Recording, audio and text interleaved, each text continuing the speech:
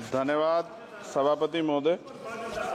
आपने वर्ष 24-25 की पूरक अनुदान मांगों के प्रथम बैच पर बोलने का अवसर दिया, इसके लिए आपका आभार व्यक्त करता हूं। पूंजीवाद वह जो लगातार बढ़ रहा है, मुख्य रूप से ठेकों के माध्यम से निष्पादित किया जाता है और बड़े लाभ ठेकेदारों को जाते हैं, जबकि सामाजिक कल्याण योजना के लिए बजट जो प्रत्यक्ष लाभ हस्तांतरण के माध्यम से पारित किया जाता है घट रहा है। क्या सरकार पूंजीगत व्यय में वृद्धि के साथ अनुपातिक रूप से सामाजिक कल्याण योजनाओं के लिए बजट बढ़ाने की योजना बना रही है?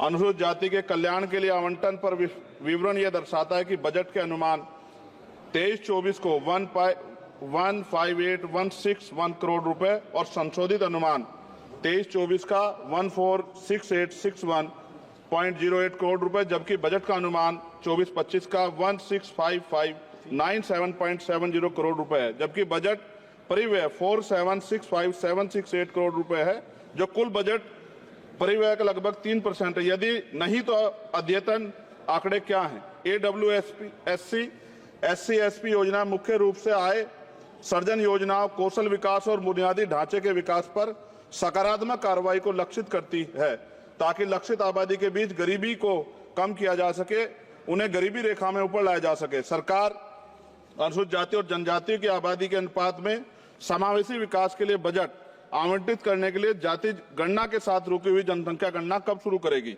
क्या सरकार बताएगी कि वर्ष 14-15 से वर्ष 23-24 तक प्रत्येक वित्तीय वर्ष के अनुसार SC, SP और TSP के तहत बजट की वह स्थिति क्या है?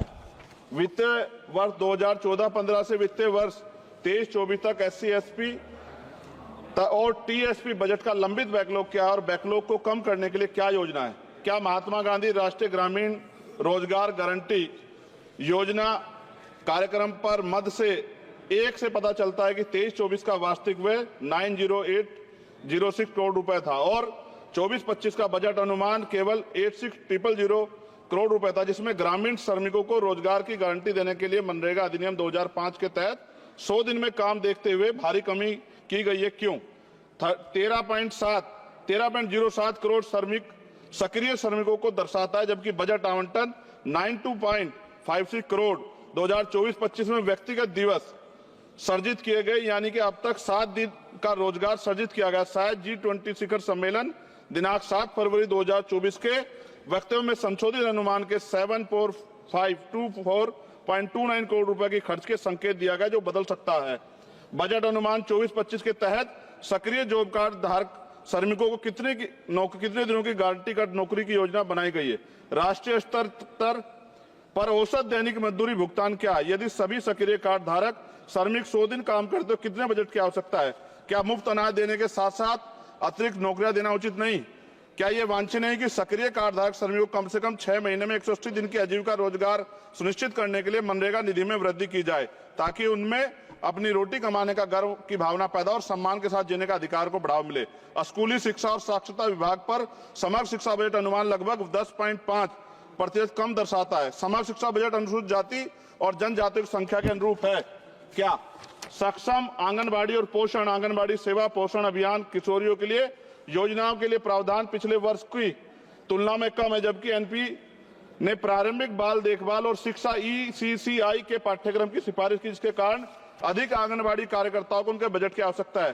क्या अधिकांश आंगनबाड़ी कार्यकर्ता SC और ST समुदाय से? कृपया सामान्य कर्मचारियों के साथ साथ राज्यभर तैनात अनुसूचित जाति और जनजाति कर्मचारियों का विवरण साझा करें। आंगनबाड़ी कार्यकर्ताओं में अनुसूचित जाति और जनजाति की राज्यभर प्रभावी उपस्थिति का प्रतिशत क्या है? क्या प्रधानमंत्री आयुष्मान भारत स्वास्थ्य अवसंरचना मिशन, जिसके लिए बजट में अनुमान के लगभग 50% की कमी दर्शाता है, जबकि जनसंख्या में वार्षिक वृद्धि और अवसंरचना के कारण पूंजीगत व्यय में वृद्धि के बावजूद बजट अनुमान 24-25 में भी कमी की गई है? आप स्वास्थ्य में व्यय को किस प्रकार बढ़ाएंगे तथा इसमें GDP के 6% के स्वीकार्य स्तर पर लाने का प्रस्ताव रखते हैं?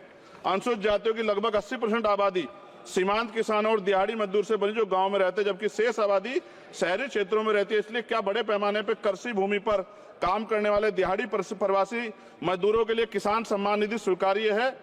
यदि हाँ, तो अनुसूचित जाति और जनजातियों के अनुसूचित जाति मजदूर और सीमांत किसानों के राज्यभर कितनी किसान सम्मान निधि दी गई? क्योंकि योजना का नाम किसान सम्मान निधि है।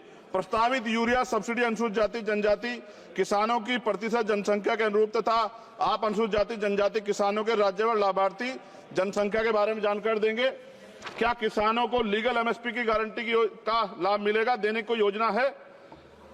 प्रधान वित्त मंत्री बताने कृपा करें, प्रधानमंत्री फसल बीमा योजना अनुसूचित जाति और जनजाति किसानों के पास कितनी भूमि है? माननीय कृषि मंत्री से अनुरोध है कि वो सामान्य समुदाय की भूमि के सापेक्ष अनुसूचित जाति और जनजाति की भूमि का राज्यवार विवरण दे। क्या प्रधानमंत्री उच्चतर शिक्षा प्रोत्साहन पीएम यूपीएससी खत्म कर रहा हूं सर, लगभग 23% की कमी दर्शाता है। क्या प्रधानमंत्री उच्चतर शिक्षा प्रोत्साहन पीएम यूएसपी योजना के तहत प्रावधान एससी और एसटी की आबादी को ड्रॉप आउट के अनुरूप है? यदि हाँ तो pre matric, post matric, graduation और पोस्ट ग्रेजुएशन के प्रत्येक स्तर पर एससी एसटी छात्रों, ओबीसी छात्रों के ड्रॉप आउट दर क्या है? इसे कैसे कम किया जाएगा? उच्चतर शिक्षा प्रोत्साहन से राज्यवार अनुसूचित जाति और जनजाति लाभार्थियों का प्रतिशत कितना है? प्रधानमंत्री आवास योजना ग्रामीण बजट में कटौती के बावजूद उच्च आवंटन के कारण एससी और एसटी के अधिक घर बनाए गए हैं क्या? संशोधित बजट 2023-2024 में कटौती का क्या प्रभाव पड़ा? वर्ष 23-24 और 2023-24 के राज्यवार 22-23 और 23-24 के राज्यवार एससी एसटी समुदाय के साथ सामान्य समुदाय कितने घर दिए गए? सरकार द्वारा एससी एसटी और सामान्य समुदाय के राज्यवार कितने घर आवंटित हैं? क्या सरकार एससी और एसटी उम्मीदवारों की आवंटित घर की सूची पते के साथ राज्यवार दे सकती है? और अंत में महोदय, सबसे ज्यादा जरूरी है एससी एसटी वर्गों, ओबीसी वर्गों की जान की सुरक्षा। एनसीआरबी का डाटा कहता है कि इतनी महिलाओं पे रेप, एससी एसटी की और हत्याएं होती हैं, आज भी जुल्म होता है और कहीं कोई सुनवाई नहीं है, ना राज्य सुनता है। और केंद्र को, क्योंकि हम केंद्र से जुड़े हुए हैं, हम लोग केंद्र में कहते हैं तो वो राज्य के ऊपर छोड़ देते हैं। क्या दलित, आदिवासी, पिछड़ों को मरने के लिए छोड़ दिया जाए? क्या उनके जीवन का कोई मोल नहीं है? क्या उनकी बेटियों का सम्मान नहीं है? क्या उनकी बेटियां देश की बेटियां नहीं है? क्या उनकी माओ को अपने बच्चों की सुरक्षा की गारंटी मिलनी चाहिए, नहीं मिलनी चाहिए? जब बजट का तो सर तब कुछ करेंगे जब वो जिंदा रहेंगे। मैं लगातार इस पे आवाज उठा रहा हूं और मुझे नहीं लगता कि इस पे कोई उम्मीद हमें ज्यादा बची है। मैं आपके माध्यम से प्रधानमंत्री से मांग करता हूं कि इन वर्गों की सुरक्षा की व्यवस्था सुनिश्चित किया जाए। जब जिएंगे तभी तो कुछ आगे बढ़ेंगे, और अभी तो 75 साल बाद कहां खड़े हैं, ये किससे छिपा बानी। बहुत बहुत धन्यवाद श्री दर्शन, आपने मुझे मेरी बात रखने का मौका दिया। श्री दर्शन सिंह चौधरी।